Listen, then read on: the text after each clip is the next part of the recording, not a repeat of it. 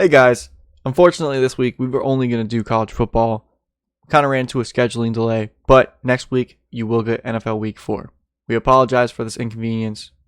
Please enjoy this episode. Are your puffles hungry? Dude, no. I kept telling him no that my puffles aren't hungry. Are you sure they're not hungry? I would disagree and say I don't have any puffles, and he would just say, no. Are your puffles hungry? I'm just getting pressed about Club Penguin now. Happy 21st of September, guys. Do you guys feel extra lively with all the earth, wind, and fire around us? Hello, everybody, and welcome back to the third episode of Fourth and Forever. I'm your host, Dylan. I'm Christian. And I'm Noah. And this is our podcast. So, obviously, one of us around here is looking a little different. Noah, what's going on, man? You look a little different. What do you mean, me? You look a little different. What's going on, man? Before this podcast started, Dylan gave me a rundown of his backstory. You know what he told me? He said he doesn't have a father or a mother, and that he just spawned in like Call of Duty, and he's bald. Nothing's changed about me. I'm still fat. Dylan is bald now. I've never actually been bald. This is And then he did a horrible Paul Heyman impression, and I never wanted to stop being friends with somebody so bad before. Brock Lesnar. Okay. Your mic quality was so bad. Do you guys want me to do it again? No. Okay. Yes. So, The reigning, defending, undisputed heavyweight title and champion of the world, Brock Lesnar. Reboot card. I'm going to bed. All right, I'm going to fucking bed. Oh, sorry guys, gotta reboot again. What's wrong, Noah? I'm done. I'm What are you, What's wrong? Pitbull? What the fuck's going on? You're a butthead. You know, I told you to keep doing it just to piss Chris off, but it's just pissing me off more. It's just pissing me off more. I'm not doing anything. On your mom? I don't have a mom. I don't have a dad. My dad's dead, guys. Oh, same twin. Hey. Grappling hook. What's wrong, Noah? Do you need a hug? Christian, let's give him a virtual hug. He went through 3 hours. He went through a 3-hour process. Not only the Miami, Florida game, but also the New Orleans game. My head's itchy. And then I had to go through Dylan being a complete dickhead for the past hour and a half. I'm not doing anything. With a ball cap on saying, oh, it's my real head. Wave check. And then he doesn't have waves. He has fucking tsunami. He's two tsunamis on his fucking bald cap. He's like, wave check. I'll give you a hug. Come here. I need to rent a space shuttle. Give me a hug. No. Touch my head. Don't worry, Dylan. I'll give you a hug and touch your head. My head. At a weird angle, you look like Walter White. Jesse, where's the crystal meth? This is a super serious podcast. So, week 4 college football, guys. How do you feel? Horrible. Florida still sucks. No surprise, Ole Miss beat Tulane and Notre Dame. That was worse. Whatever. Notre Dame finally got a win. Dylan, how do you feel? I feel great. I saw both Notre Dame and Chicago win today. I'm happy. I'm content, and my fist no longer hurts. What game are we starting with? Hold on. I'm also happy, and I'm also content. Both of my teams are still undefeated. Noah, how are you feeling? Do you want the answer to that? Yeah. No, yeah. So let's go over my past few days today.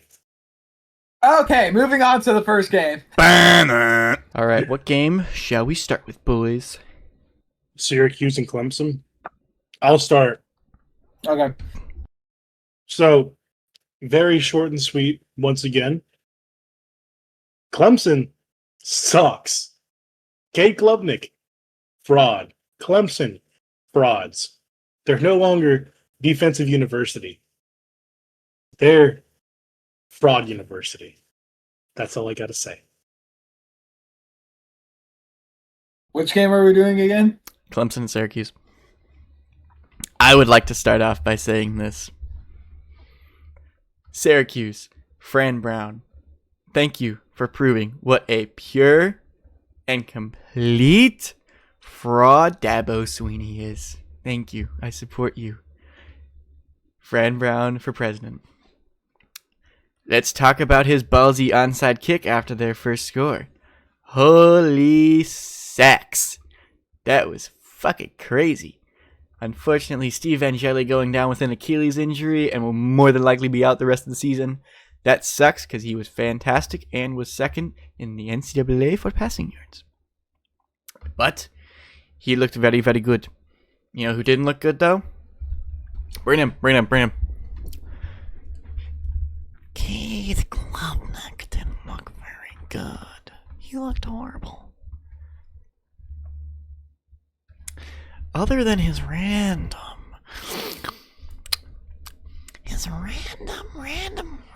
throw early in the game.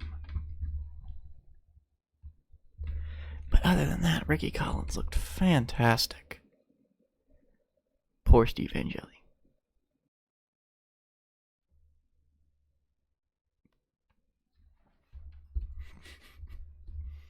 I would just like to start off by saying I did not watch the game. However, I did watch highlights. Syracuse beat Clemson 34-21. Further proving my point, Clemson is just a bunch of frauds. I've expected it, that they were not going to come into the season looking the strongest that they used to look like back in like 2018. Unfortunately, the lower leg injury, like Dylan just pointed out, definitely did bring them down a whole lot more than expected, because I guess that's who they needed. Kate Klubnik played pretty decently. Adam Randall played pretty decently. Defense looked terrible. And Syracuse played strong. They kept control of the ball. They kept a good rhythm going on altogether, both on offense but also on defense. Syracuse is looking like a very serious team that should not be underestimated, and Clemson are still looking like a bunch of clowns. Now on to our next game. Auburn at Oklahoma. Jackson Arnold, John Mateer both had great games. Though I was rooting for Oklahoma because I hate Auburn. Also, Moneyline Mateer, kind of a hard name. I'll give him that. Cam Coleman had an amazing game. Forgot his stats. I don't feel like looking it up. Auburn, though, I think it was only 2 plays outside their own end zone, going past the 50-yard line in both plays. Shows they got balls. Shows that Jackson Arnold has balls and has the arm. I would first like to start by saying this off. Oklahoma's defense. 10 sacks. Jackson Arnold was sacked 10 times. 1, 2, 3, 4, 5, 6, 7, 8, 9, 10. 10 times. Get that ball out faster, buddy. And that O-line is dog shit. Absolute dog shit. You have Cam Coleman and Eric Singleton Jr., but you have no fucking O-line. That's crazy. That's insane. Let's also talk about Mr. Johnny Matz here. Johnny Mateer has that ice in his veins factor. His veins are like Antarctica. He is cold. And he will probably win the Heisman. He's done everything for this Oklahoma team. They had no run game outside of him. might have only had 29 yards, but guess who had the only rushing touchdown for Oklahoma? Johnny fucking Mats. So, Auburn, with how strong they were looking at first, that Oklahoma defense came out of nowhere and stunned them, controlled them, and like Dylan said, sacked them 10 times. If your offensive line is laying up 5 sacks as it is, that's not good. But 10 sacks is terrible. That's terrible. I would be making them run sprints up and down that field until I feel tired. Oklahoma's defense, obviously coming up out of nowhere, shining. They looked good, really solid. Auburn definitely needs to work on the offensive line, and it needs to work on needing to handle that pressure better. Jackson Arnold, with how good I have seen you play and how good you have looked, you need to work on that release. You're a quarterback. You can't be just sitting in the backfield holding on to that ball.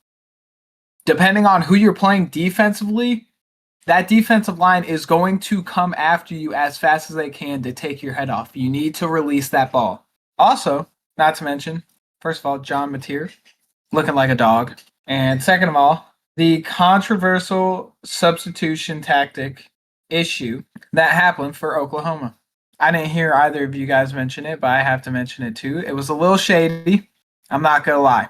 They definitely shouldn't have been allowed to do that. I'm not saying that it should be reversed at this point. The game's over and it's only week 4.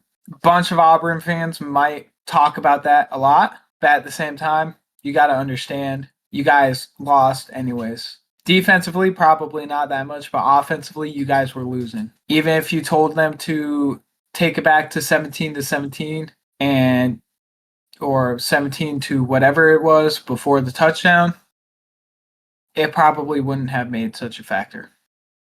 And that's all I have to say. Our next game is going to be Illinois and Indiana. Holy upset. A few episodes ago, I might have made a controversial statement about Luke Altmaier, saying he could win Heisman. I take that back. They are buns. They are not cold buns. They're not like freezing cold buns. They are hot buns. They are a honey bun in a microwave covered in trash juice. And him, 14 for 22, 146 yards against the Hoosiers.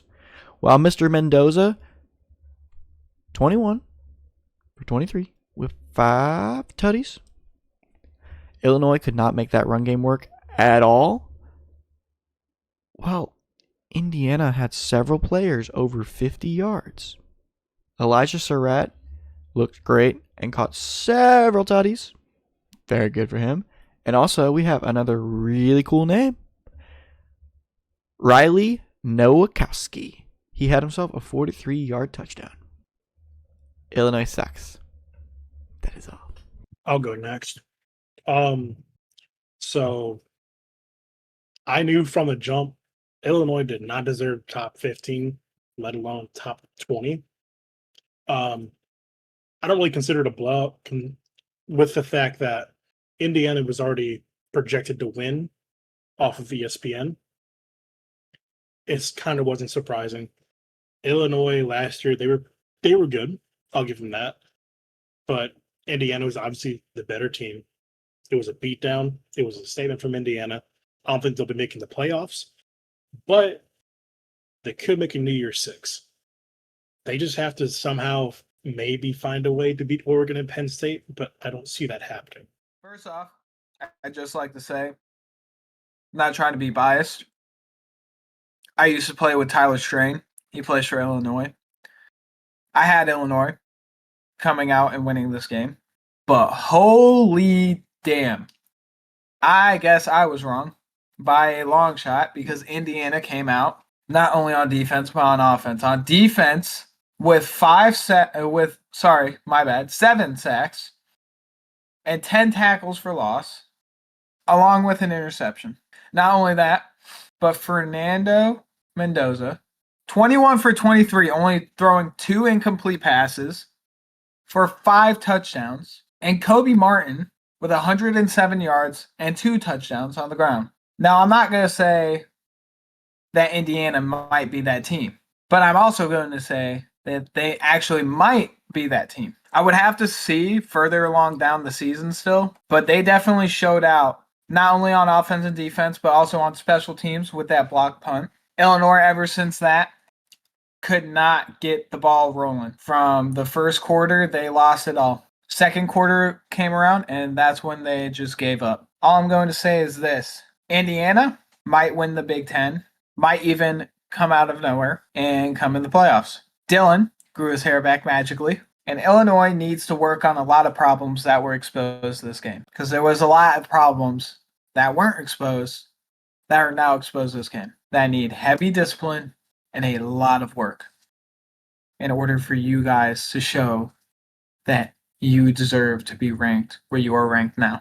All right, so we'll be moving on to Nebraska versus Michigan. Let me just say, this game has opened my eyes. The Cornhuskers, the damn Cornhuskers, might be good this year. Just maybe. We'll have to see. They stuck around with, number 21 Michigan? That Michigan's a hard football team to play against, especially at the Big House. They weren't at the Big House. They were in Lincoln Field, but not Lincoln Field, Lincoln, Nebraska. My bad. But they were at Lincoln, Nebraska, which is not a tough environment to play in. Once again, it's the Cornhuskers, but they looked good. I mean, Dylan Raiola, I was kind of a bandwagon hater from day one. Can't even lie. I just didn't think he was that good. I think he was copying Pat Mahomes too much and just wasn't being his own person. But this game changes that for me. Dylan Raiola is a good quarterback. He's only a sophomore, and he's the Cornhuskers' future for the next 2 years if he doesn't transfer. The only thing the Cornhuskers really need to work on is hardening their defense. I don't know if their strength and conditioning coach isn't doing enough, but they need to harden that defense if they want the Cornhuskers to be up in the top again like they were in the 80s and 90s. They were up in the top. It's factual. And I know you just calling them out like that. Shit, you guys were only good in the 80s and 90s. They were, but that's besides the point. But if you want to be like that again, harden your defense and your O-line. Your O-line, we're letting a lot of defenders slip through. Really just dig in there for your O-line, get it right, fix your mistakes, and you will have a pretty solid team that can make playoff conversation. Also, let's talk about the 4th and 11 Hail Mary from Dylan Raiola to end the second half. That might be my favorite play of the week. That was amazing. I mean, to catch the ball with like 5 defenders around you, fuck, I couldn't do it. I'm too fat. But it was a great play. Might be my play of the week because it was just electric, it was exciting, and it was unexpected. All right. Let's move on to Michigan. Justice Haynes' speed needs to be studied. He's explosive. He's almost too explosive. All right, he had two touchdowns, like 174 yards. Justin Haynes had 149 yards on 17 carries and 1 touchdown. His speed, his explosiveness needs to be studied. He could be something at Michigan. He could really be something. That's a great running back. Bryce Underwood didn't have a super good game, but that's also not his fault, mostly. The Wolverines had key drops to actually put them more ahead of the Cornhuskers. But either way, the Wolverines still march out of Lincoln with a dub because it's Michigan. I guarantee you a lot of people were sitting here thinking that the Michigan Wolverines were going to blow out the Cornhuskers. It's going to be all in the newspaper, all on the media. It was just going to happen. And somehow, some way, they couldn't just outrun the Cornhuskers. It didn't work out that way.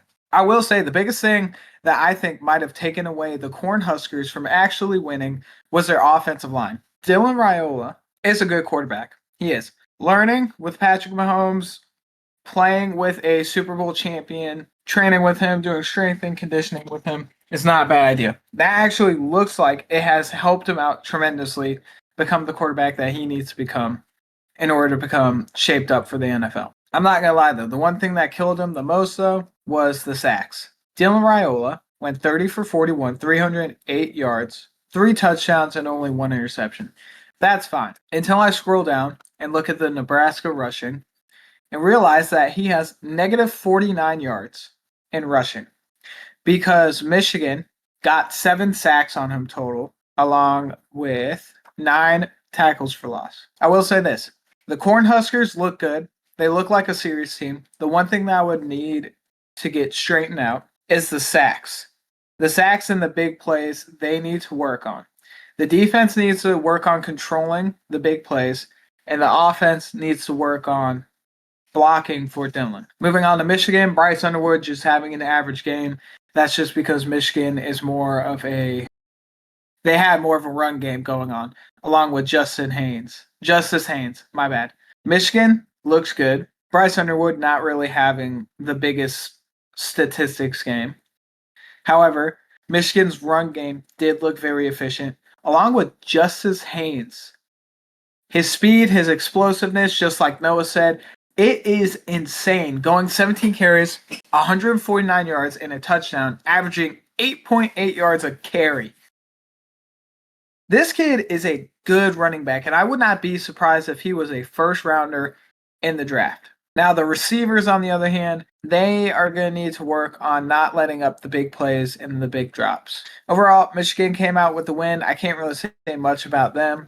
They played pretty well, but they did expose a couple of holes in their game. However, Nebraska, you look really good. You look really competitive. The only thing that I would say you need to work on is the defense, stopping the big plays, as well as offense needs to work on not letting up so many pressures or sacks. And that is all. This Michigan-Nebraska game was actually really, really good and proved a lot of points. The main thing is Bryce Underwood is a pretty decent freshman and can go into tough places to play and have an okay game for a true freshman. Let's not forget, this kid just turned 18 a few weeks ago. Justice Haynes, yet again, another fantastic game with 149 yards and a touchdown. And with Bryce Underwood in the backfield at the same time as Justice Haynes, you get a crazy dual threat kind of thing. Bryce had a 37-yard touchdown run, which is wild. And Dylan Raiola looked really, really good. He has a cannon. He looked very Mahomes out there. And I mean, this is the most Patrick Mahomes-esque game I've ever seen from him. 308 passing yards, 3 touchdowns, and an interception. Michigan's defense did sack him 7 times and let up a Hail Mary at the end of the second quarter, going into half, which was crazy. I mean, he literally ran outside and was like, meh, fuck it. I'll throw it to anybody. Threw it straight up, and I mean, right at the goal line, straight touchdown. And was this Michigan's version of letting Bryce Underwood go crazy? Or, like, are they still holding him back? Because he looked decent. But it also still looked like they had training wheels on him. Which, let him play. Let him play. Let him do what he does best. And just let him ball out. He was the number 1 recruit for a reason. He came to your school for the money. And because he's a good player. Let him play. Let him go crazy. Let him throw that deep ball to Samaj Morgan. Or more, or whatever the fuck it is. Just let him go crazy. Now on to Texas Tech and Utah. I think Devin Dampier played really bad. 162 yards and 2 picks while you're supposed to be a quarterback for a top 16 school. Not good enough, buddy. And also, absolutely no run game at all. And you really only got it to the same 2 guys. I don't know what the fuck they're doing at Utah, but it's not working. And then Tech looked good, but Morton did get hurt, unfortunately. And when he started off kind of rocky, he had 2 interceptions. One was definitely the receiver's fault. He should have had that. But Hammond came in and played a fantastic game and led them to a huge Big 12 victory, which definitely will help them out in the long run and probably could boost them into that Big 12 championship contender. Texas Tech just bullied the Utes in the fourth quarter, by the way. I just want to throw that out there. It was like 24 points in the fourth quarter. Utes shot themselves in the foot so many times, but not as much as Texas Tech, who came out with the dub. Texas Tech had 14 penalties for 122 yards. Wild. Utah should have used that as an advantage, but they just didn't. They didn't use it, and they lost by however many they lost by. It was like 30 points they lost by. The Utes lost by 24. And with that many penalties on the other side, they should have won. But they just didn't. I mean, the Utes had a late first quarter touchdown locked in, but called back for a legal man downfield. And then a fumble right after. Then the 2 interceptions. Utah was a pretty good program 2 years ago, even a year ago. They were still in the top 25, but they can't even get their run game going anymore. They can't. Their offense is producing actual shit. Okay, that leaves me for last. Texas Tech coming out 34-10. Big win up against the Utah Utes. Unfortunately, though, like I said before in the last episode, I'm pretty sure, even though you won the game, you lost the game. Sure, you show up, you win the game 34-10. Good job. You guys shot yourself in the foot with the penalties, though. Like Noah said, you guys shot yourself in the foot for 122 yards and 14 penalties. Congratulations, but you guys are idiots. What are you guys doing? Letting up that many yards and penalties. That shouldn't be happening. Backup quarterback Will Hammond came in, delivered 169 yards and 2 tutties. Looked pretty good. Unfortunately, Morton, you played kind of garbage, going 12 for 19 and 2 picks. Cameron Dickey had 2 touchdowns on the ground. Didn't look too bad. I will say, congratulations to Texas Tech. You guys won the game. You guys showed up fair and square. Showed pretty good balance between offense and defense. But the one thing you guys have to hold on to or work on the most is the penalties, because the penalties will kill you no matter how much you are winning by. The penalties will always kill you. Not only will it kill you overall game-wise, it could ruin the game, or it could ruin you a good streak, but it shows that your team is undisciplined. You guys really need to work that out. Utah, I don't know what's going on with you guys. You guys showed up and didn't deliver really anything. I'm looking at the statistics right now as well, and you guys looked honestly disappointing and uninteresting to watch. You guys have a lot to work on, especially whenever you guys had an advantage of 122 yards, a full football of penalties, and you couldn't make up anything with it. Only scoring a touchdown in the fourth quarter, even though Texas Tech scored 24 on you guys, and 3 points in the second quarter as well. Texas Tech needs to work on disciplining their team and working on the penalties. Utah, you just have a lot to work on right now coming off of this game. Maybe you guys will have a banger game next week. Who knows?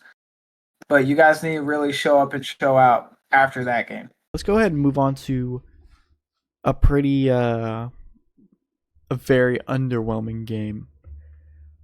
Possibly one of the worst games I think I've ever seen in my entire life. DJ Lagway against Latina Power Carson Beck. We're talking about Florida going to Miami with coked out Michael Irvin. Noah, I want you to take this one away because you have some thoughts and onions. I will take this one away. Number one, why is Michael Irvin coked up and on the sidelines and being a better mascot than the Duck? All right, let's get that out of the way. He's being a better mascot. He's screaming. He's just going ham. I hated it. All right, we got that out the way. Getting blown out in the first half is crazy, especially with your defense giving you the game every single time. All right. We allowed one touchdown in the first half. One. It was 13-0. We gave our offense so many chances to score. We walked out of the first half with one first down and 31 yards of offense. 31 yards of offense.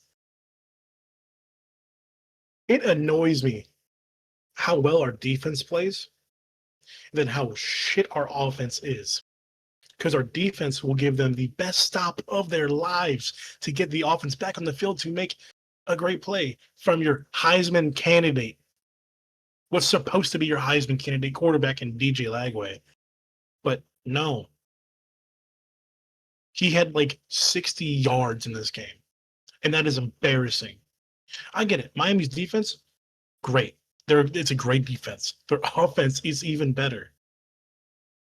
But if you want to call your quarterback a Heisman candidate, he needs to play like one. The problem is Billy Napier. Get Napier out. Keep our defensive coordinator, whoever he is. I don't know his name, but keep him in. Please, for the love of God, keep him. He's doing something right, and he's found a rhythm. All right, he has found a rhythm in the Gators' defense. But this offense, it's not working. It's just not working. Bubble screen Billy shouldn't even have a seat that should be on fire. He shouldn't have a seat, period. The entire country knows your offense. The entire country knows your offense. The entire country knows your playbook. It's predictable. Also, I'm going to give two special shout-outs. One shout-out to the Gator defense in the first half. First, I want to give shout-outs to the Gator defense in the quarter. You just fell apart, which I get it. I would too after playing that good for nothing to come out of it. Cool. Next, the biggest shout-out you will ever have on this podcast is shout-out Chain Gang. Love Chain Gang, but they came in on what shouldn't have been a Chain Gang call, but it was, and I love seeing Chain Gang.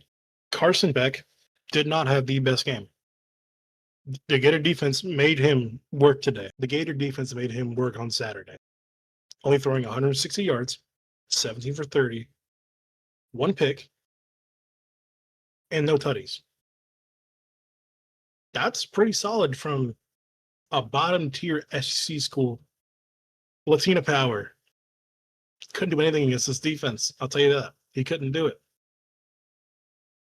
But he's still a good quarterback, and he's probably going to win Heisman. So I'll give him that. Fire Napier. Bench Lagway. Clean house. Billy is a clown.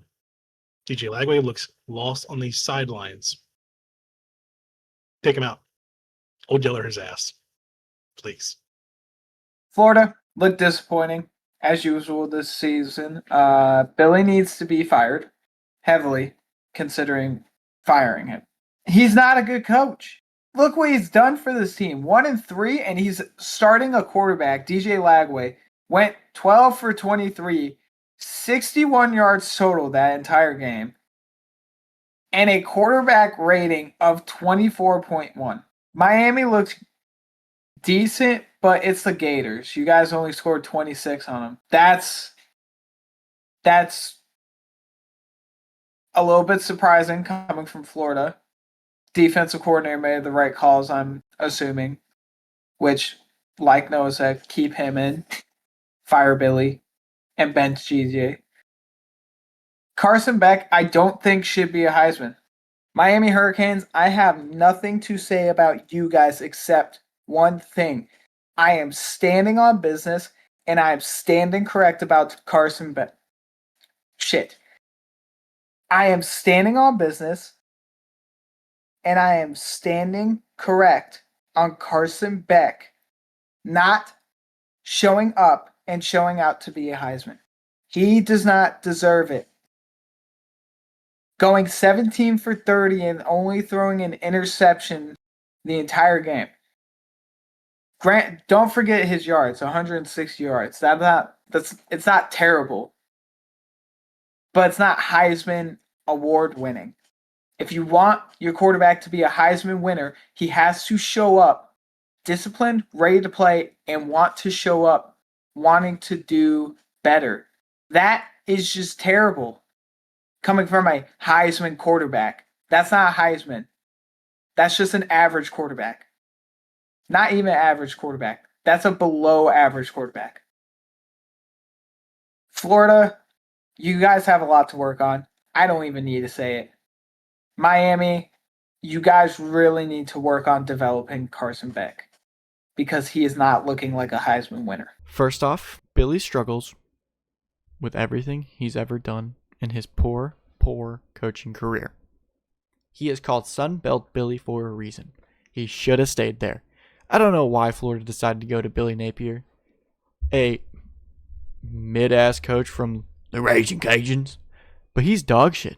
DJ has no blocking. He has no receivers. And a mid-ass run game. I love Jaden Baugh, but if you don't have a good O-line, you're not going to be a good running back. Miami looked good, but Mr. Latina Power, he struggled against this mid-ass Florida team. I think Jaden Baugh will transfer after this season to an actual good team that will use him. Florida's defense looked actually really good against this top 4 team.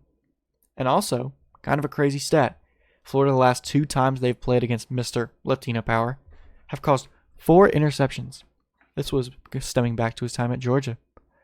Miami's defense is not to play with. They have made Lagway look like a Taco Bell drive-thru worker at 12 at night. This was a defense-first game, so if you like to be hit or hit like this game was for you. And also, Trey Wilson, congratulations. You just got yourself a scholarship at Sacramento State with Jaden Rashada, who can't throw you a fucking ball. You don't know how to catch. Your hands are literally bricks. I could build my house over again with how many drops you had, especially on that 4th down. Dude, remember how earlier I was talking about hot buns? You're double hot buns, buddy. Florida, you're dog shit. Miami, you're good. You do deserve this really good ranking that you just got. And Billy. Billy. Come in close, Billy. I want you right up here, close as personal. Billy Napier. Florida will genuinely feed you to a gator. I'd pay to see it. I have a few things I want to add. Trey Wilson was a star last year. I will attest to that. He was great last year. This year, leave. Just leave. Don't come back. Billy, leave the SEC and don't come back to the SEC. Stay in the Sun Belt. Stay. Go back to the Raging Cajuns. I will take Dan Mullen. I'll take Jim McElwain over Billy Napier any fucking day. And we all know how good Jim McElwain was. But I'd rather have him than Bubble Screen Billy. That's his new name for me. Bubble Screen Billy, I hate you. You've disgraced the Florida Gators. Let's go ahead and let's talk about, surprisingly, the best team out of all 3 of us. Let's talk about Ole Miss. Ole Miss playing against Tulane. And you know what? Trinidad Shameless is better than Austin Simmons. I'm just going to say that right now, and I want Christian to take over on this one. Thank you, Dylan. I would also like to agree that Trinidad is the guy that we needed to start in the first place. 17 for 27, 307 yards, and 2 touchdowns, along with 112 yards rushing. This is the dude that we needed to start the entire time. I'm sorry I sounded a little rough there, but he is. Come on, Lacey, I'll give him that. He had 2 touchdowns on the ground. Gotta give him his credit where it's due. Trinidad is that guy, though. I will admit Tulane did look a little scary with the 3-0 record.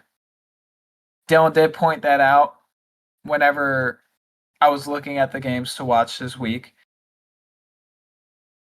And at first I was a little shaky. But as soon as the first quarter ended, I already knew that we had that in the bag. Trinidad is the guy that we've been looking for. And I'm glad that we are starting him over Austin Simmons because Austin Simmons was having a turnover issue, and I did not like it. Ole Miss looked good. I already knew that they were about to walk in, wanting to win, and walk out, obviously winning. Tulane, however, going for 29 combined passes between both quarterbacks and only completing 10. Tulane, if you really want to show up and make that 3-0 record look good, look shiny, look like a brand new car, at least show up completing more than 10 passes between two quarterbacks. That's all I'm about to say. Ole Miss, you look good. We're doing ranked 13. A little questionable, I'm not going to lie. But I'll take credit where we can get it. Tulane just looked like Tulane. Tulane just looked like garbage. That's all I'm going to say. I loved watching the game. Keep Trinidad in. I completely agree. Keep in Trinidad. He is fantastic. He's fast, he's smart, and he's very agile. But let's talk about the quarterback on the other side. Mr. Jake Retzlaff. He was kicked out of BYU for a reason. It wasn't football, but maybe he should have stayed at BYU because this was a horrible game for him. I mean, I was a huge Jake Retzlaff guy, and he played like horse shit. But honestly, let's go back to the highs. Ole Miss might have found their next really good quarterback with Trinidad. His run game was gorgeous. His pass game is gorgeous. And coming from Ferris State, of all places, dude, that's pretty good, man. That's pretty good. He's probably going to get himself drafted. Honestly, he's going to get himself drafted, whether it's mid to late or fuck it, undrafted free agent. He's going to ball out anywhere he goes. But that's enough dick riding. Lane Kiffin is very smart and a good coach. Me like football. Thank you. Chambliss has one more year of eligibility. All right. If Lane Kiffin decides to start him over Austin Simmons, I would stay at Ole Miss and build your resume even more. Because he looks like a top 10 quarterback right now. I won't even lie to you. He is Ole Miss's answer to maybe a playoff, maybe a natty appearance, maybe a natty win. Maybe. But right now, for how Ole Miss is doing, I will agree that 13 is pretty questionable. But they got there and they're there. And Chambliss is the answer for Ole Miss. Tulane, what can I say about Tulane that hasn't been said already? They're dog shit. No shit, Ole Miss should have won. Chambliss is the guy. He might be Heisman next year. Who knows? He could. It's looking like it. Shit. Could be Heisman this year. We'll just have to find out because he's projected himself way up there right now. Okay, let's go back to the ACC real quick. Let's talk about Mr. CTE himself, Haynes King, with Georgia Tech going against Temple. The game of the week. Absolutely crazy. Haynes King always runs with his CTE just going crazy, His arm looked really good. Georgia Tech had, yet again, an amazing run game. And Haynes King is just proving himself to be that next Heisman contender. He's old as shit, but he's good. He's very good. And Temple sucks. There's nothing else to say. All right. This is also my game of the week because honestly, Haynes King is just that guy. I love him. After watching him play against Clemson, I've just been watching him from here on out. Dude, it doesn't look like that much of a game from him, obviously. But if you actually go and watch the game, it was amazing. 13 for 18, 2 touchdowns, 161 passing yards. That's all you need against Temple, to be honest with you. And then you've got the game won just with that. Now, I want to move on to Justice Haynes, the other Haynes of Georgia Tech. Oh my God. 12 carries, 107 yards. He didn't get a tutty, but you know what he looked like? A running back in their prime. A beautiful running back. I loved it. He was great, but he was amazing to watch. Georgia Tech has just been looking like men amongst boys. Georgia Tech's run game is looking unstoppable against any defense. Maybe a top 15 conversation. Not playoffs, though. It's like 13 or 14. Georgia Tech's definitely getting a New Year's Six bowl this year. Okay, my take on Temple versus Georgia Tech. Obviously, I saw Georgia Tech coming in, winning this game, not only with their defense and how good that they can get rolling all together, but also, like Dylan just named him off, Mr. CTE himself, Mr. Haynes King, had a pretty good, not only in the air game, but also on the ground game. In the air, he had 13 for 18 for 101 yards and 2 passing touchdowns. Didn't look too shabby. On the ground, had 12 carries for 107 yards. I don't know about you guys, but if it was my choice to take any runner-up as a Heisman runner, I would choose Mr. Haynes King over Carson Beck. I get it that Carson Beck plays for Miami. He plays for a big school. They're looking good. They're looking decent. Whoop-de-doo. But have you seen how Haynes King has been playing? This kid has not only been looking good in the air, but he has been running this ball insanely up against any defense. If anything, I feel like he should be a runner-up in the Heisman over Carson Beck. On the other side of the ball, let's talk about Temple. Temple, you didn't really look very strong. Not gonna lie, didn't score, and the defense did not look the greatest, especially in the first quarter, letting up 21 points within the first quarter.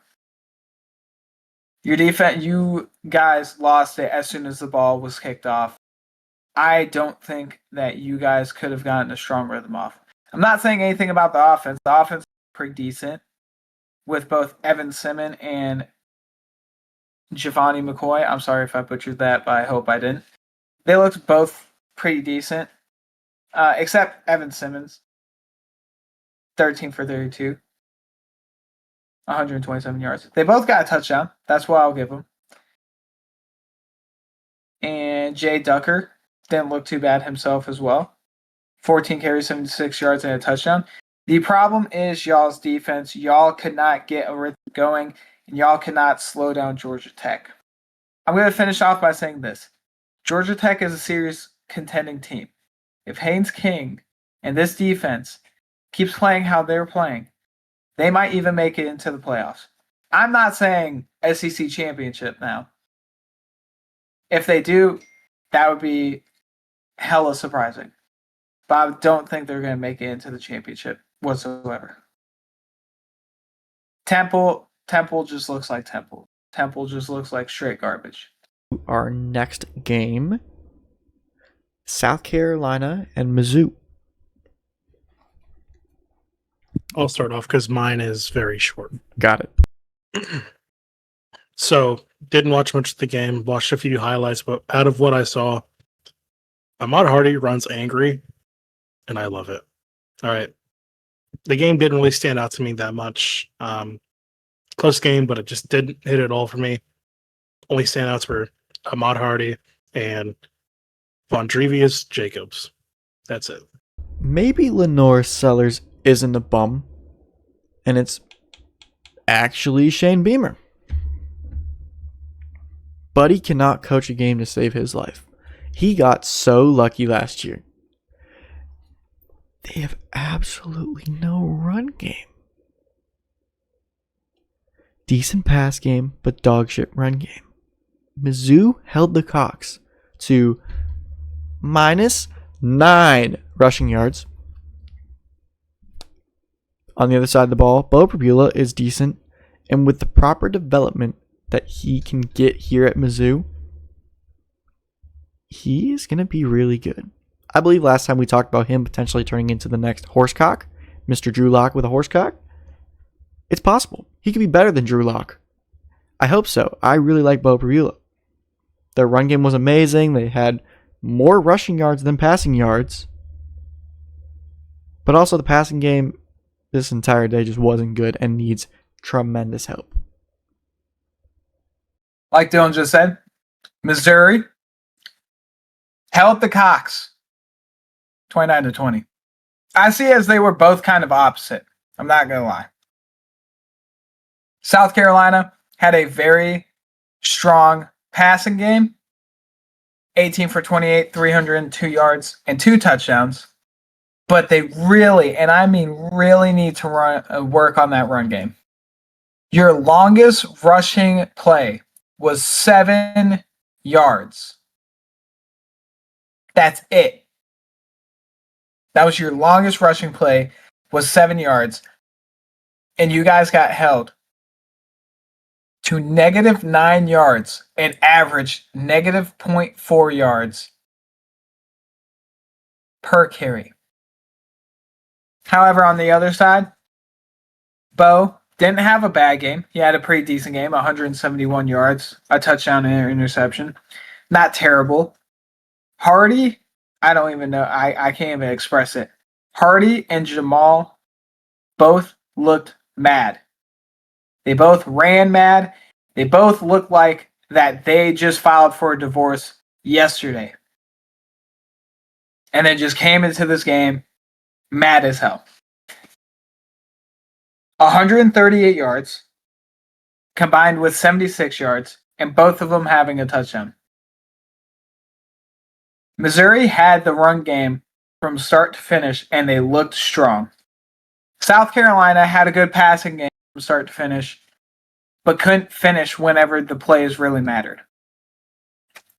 That especially comes whenever it comes to the rushing game. Overall, Missouri looks good. They played good. Their passing needs a little work. South Carolina looked good. They played pretty decent. Their run game needs a lot of work. And that's all I'll have to say. Before we get to our next game, I want to talk about one player specifically. One. I want to mention his ignorance when he played on Saturday. Arch Manning. You played Sam Houston and you wanted to taunt over a defender of Sam Houston. You're not him. You're not going to be him. Not this year. Don't be stupid. Don't do dumb shit like that. Just because you're on Texas doesn't mean you're good. I'm talking about Arkansas and Memphis. I got some short notes on this one. I'll go ahead and start. This game was going back and forth like crazy, and seeing several players make these huge, big-time plays, gorgeous. Taylor Green playing amazing, showing off that rocket of an arm. Dude's him. 6'6", he's him. But their running back did kind of sell at the end of the game whenever he got peanut punched the ball out. When they were literally down by 1 point in the red zone. You sold. I can't wait to see you guys next week. Bring your A game. You're playing the Irish. This was a beautiful game. All right. 993 total yards from both teams. All right. There were 3 picks thrown, which was the only no, not the only turnovers, which were most turnovers. But goddamn, these boys know how to play ball. And Memphis and Arkansas looking good against each other. That's unheard of for both teams. Unfortunately, I didn't get to watch the full game. However, Hey, I didn't get to watch the full game. However, I did watch some highlights. And this was one of those games where you had to tune in. Unfortunately, I could not. I wish I did in that moment. But this was one of those rare games where you had, and I mean had to tune in and keep up with. Memphis and Arkansas had a tremendous game. Like Noah just said. How many yards was it? 993? That was it was a very good game. Going back and forth, having some comebacks, having some turnovers, seeing defense play and show out and stopping on plays whenever it mattered, and offense showing up whenever it mattered as well. Which team is playing you guys next week, Dylan? Arkansas. Arkansas. Okay. I didn't really have a whole lot of notes on this, except whenever it came to Memphis, y'all looked good. Y'all played pretty good. Y'all came out with a victory. I was honestly pretty impressed, especially against Arkansas. And Arkansas, I'm sorry, but I'm going to have to go with Notre Dame to get the win next week. Also, let's just point at the fact that Vanderbilt scored 70 points this week. Just wanted to add that in. Vanderbilt scored 70 points. Thank you. Also, to add salt to Noah's wound already. There's so much salt in the wound, you can't add it anymore. I'm just going to add a little. I'm going to squeeze a lemon in there. Vanderbilt is ranked 20th. Florida is unranked. Vanderbilt is also the 4th in SEC play right now. I'm losing my mind. UNLV versus Miami of Ohio. I'm going to preface and say I didn't watch this game or get to watch the highlights in time. If these two boys, I know Dylan did, if Chris did, they'll be taking over on this. I have no comments. All right, Dylan will be doing the entire game so far. Unfortunately, I would also like to mention I did not watch this game. I'm sorry about that. But Dylan has told me for the past 2 days that this game was incredible. So let's let the amazing Dylan take over for it. Hey guys, Solo here on this one. Great game. Even better cinema than Arkansas and Memphis. Calandria looked good other than his 2 interceptions. Dan Mullen, is he an actual good coach? Noah, can you answer that question for me? he was pretty decent at Florida. Pretty decent at UNLV too, as he is now 4-0. He built himself a great team of rejects who just, I don't know, sucked normally. Run game was crazy for both sides, but only one could come out on top. And obviously, it was UNLV.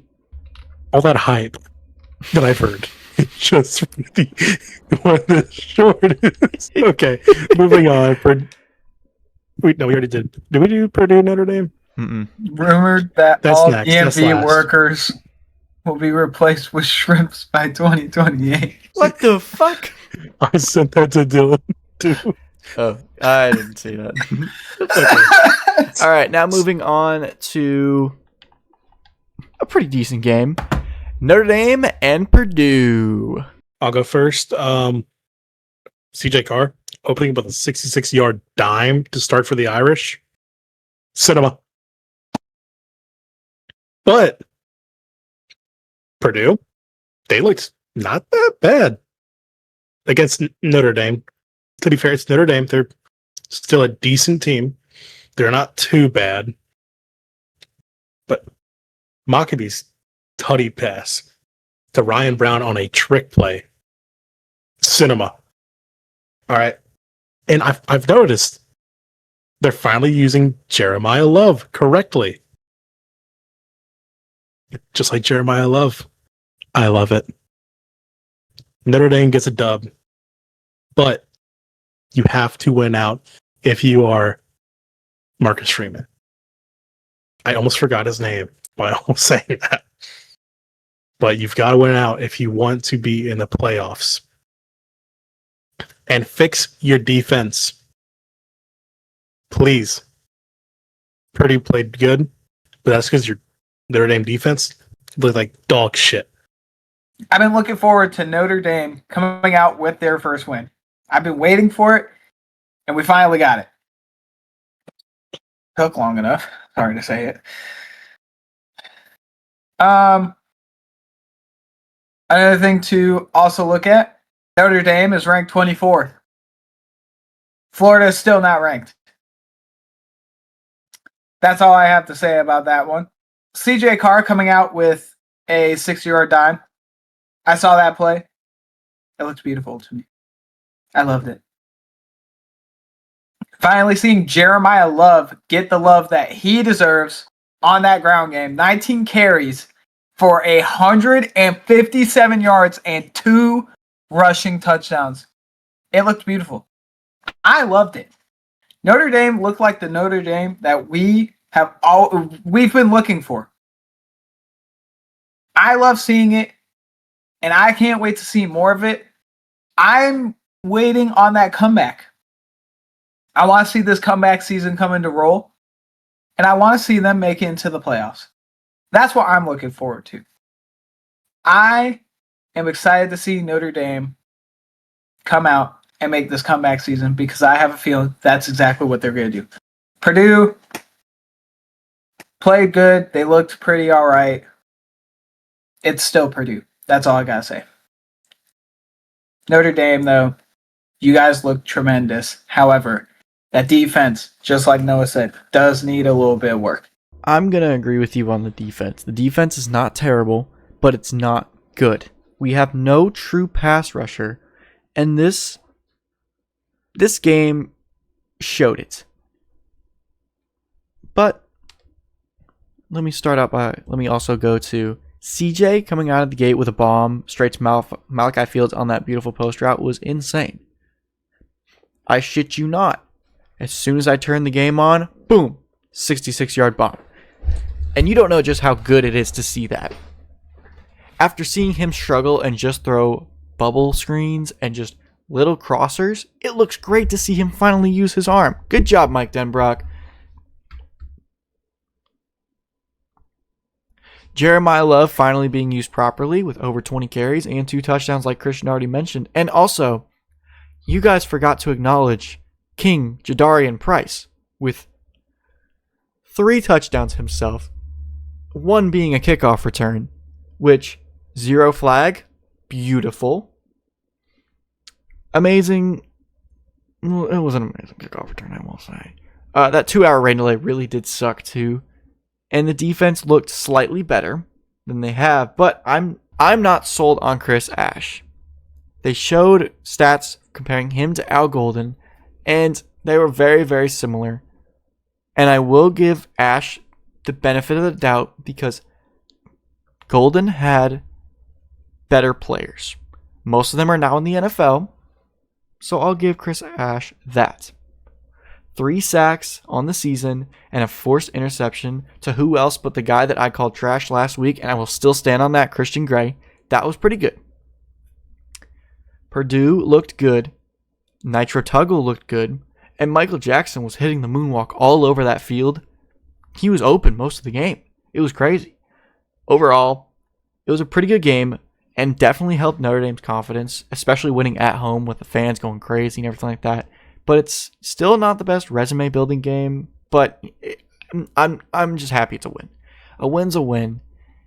This is one we desperately needed. I'm happy. I'm content. I'm no longer going to kill myself next week behind Arby's. And now on to our last game, USC and Michigan State. I have short notes on this one because I didn't watch too much of it, but I also didn't watch none of it. So I'm going to start off real quick, just run through it. Hold on, wait. You'll probably be the only person having notes on this. I did not watch it. All right, USC and Michigan State.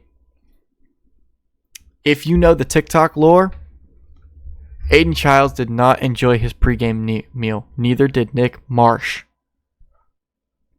Jaden Mayava played really ballsy, had 5 beautiful touchdowns.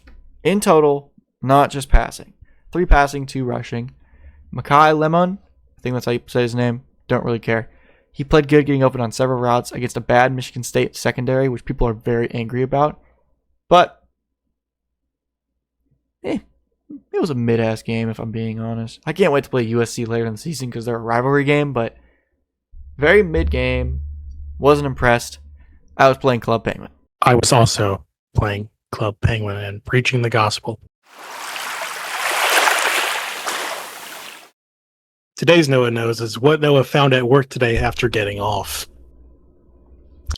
At the automotive desk, I found peanut brittle,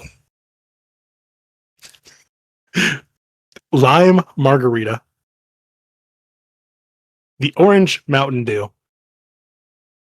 and a turkey baster all together. And that's it for Noah Knows. I hate Matt Eberflus.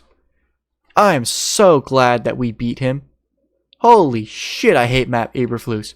You suck. You fucking suck. I have never disliked a coach more than you. I am so glad we blew your back out. First off, you did not hire a competent offensive coordinator for Caleb Williams. Caleb had to watch film by himself and did not know what to look for or what to watch. He had to figure it out himself because you couldn't figure it out who you wanted good. You suck. You suck. You suck wieners. Shane fucking Waldron? Dude. Ooh, he was good with Geno Smith. Geno Smith literally blows. Literally fucking blows. That's not the point. That is not the point, guys. That is not the point. This is on Matt Eberflus. I am so glad we beat you because before the game, I know the head coach, Brian Schottmeyer or Scotty, whatever the fuck his name is. He said when they win, they're giving you the game ball. Guess what, buddy? Paint my nails and call me Caleb Williams because I got the fucking game ball. I got the fucking game ball. You know what? Actually, no. I'm Ben Johnson. Give me the goddamn game ball, you little bitch. Your defense was horrible. There were several plays where Bears players were wide open. And guess what? You didn't cover them. You didn't cover them because you suck. Your defense is horrible. You are nothing without Micah Parsons, and you never even had him. That's Dylan Rants, guys. Thank you guys for listening to my rant. I just wanted to get a little cuckoo on here. You know what I mean? If you're watching, cut this.